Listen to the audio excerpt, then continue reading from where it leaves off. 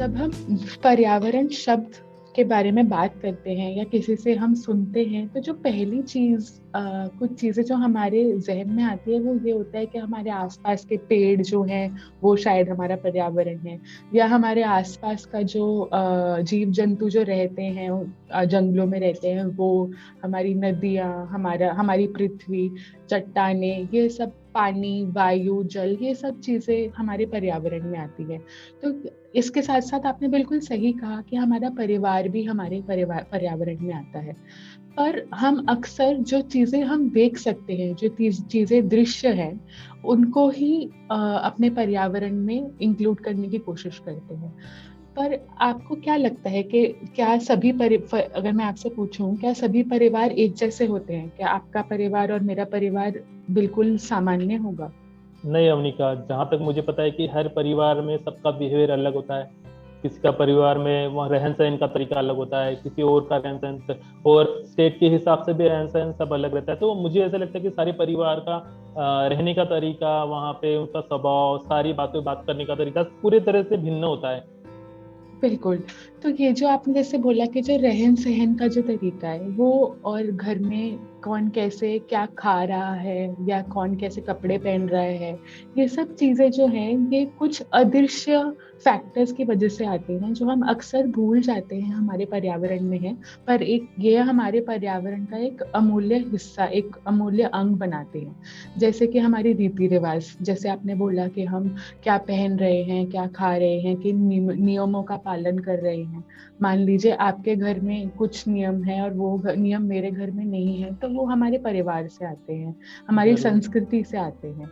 और इसके बराबर। साथ साथ हम हमारे मानव निर्मित जो सुविधाएं हैं हमारे आसपास, जैसे सड़कें हैं, डैम्स हैं, फ्लाईओवर्स हैं, या कोई भी संस्थाएं हैं, इंस्टीट्यूशंस हैं, पोस्ट ऑफिस है, हमारा घर है, बाजार है, ये सब चीजें हमारे लिए अदृश्य होती हैं एक तरीके से, बट यह हमारे पर्यावरण में ही आती है।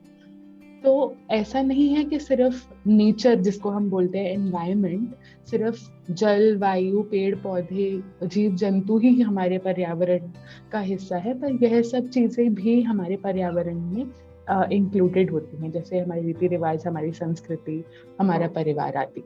हाँ तो अवनिका, जहाँ तक मुझे भी ऐसे लग रहा है कि मुझे अभी तक इतना ही पता था कि हमारे आसपास का वातावरण, भौतिक जीव जंतु, ये सारी बातें आती, लेकिन आपने तो और भी चीजें उसमें डाल दी है, संस्कृति डाल दी, रीति रिवाज डाल दिया। तो मुझे अब समझ में आ रहा है कि पर्यावरण सिर्फ एक लिमिटेड नहीं है, सारी बातें उसमें आती है। तो हमने ये समझने की कोशिश करी कि पर्यावरण क्या है और उसके अलग अलग अंग कौन से होते हैं। तो अगर मैं आपसे ये पूछूं कि क्या इंसान पर्यावरण के ऊपर निर्भर है, तो आपका जवाब क्या होगा? जहां तक मुझे लगता है अवनिका, पर्यावरण पर निर्भर तो है, क्योंकि सारी बातें आपने उसमें डाल दी है, रीति रिवाज से लेके परिवार, संस्कृति, भौतिक, सारी चीजें उसमें पर्यावरण में डाल दी। तो एक इंसान इन सारी बातों पे तो निर्भर रहता ही है।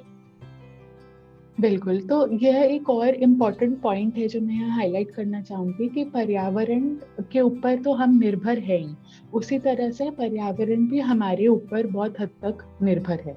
ये बराबर। दो जो इंटरेक्शन है, ये जो अंतक्रिया है, ये कंटिन्यूस है, ये हमेशा चलती रहती है।